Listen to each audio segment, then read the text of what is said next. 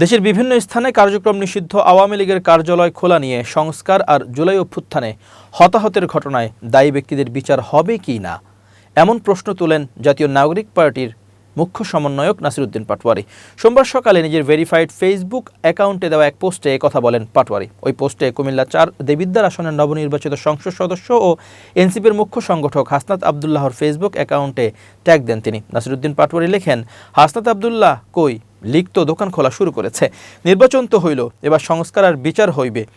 2024 সালের 5 আগস্ট ছাত্র জনতার অভ্যুত্থানে ক্ষমতাচ্যুত হয় শেখ হাসিনার নেতৃত্বাধীন আওয়ামী লীগ সরকার। এরপর 8 আগস্ট অন্তর্বর্তী সরকারের দায়িত্ব নেন। অন্তর্বর্তী সরকারের অধীনে গত 12 ফেব্রুয়ারি ত্রয়োদশ জাতীয় সংসদ নির্বাচনের সংখ্যাগরিষ্ঠতা নিয়ে ক্ষমতায় আসে বিএনপি নেতৃত্বাধীন সরকার।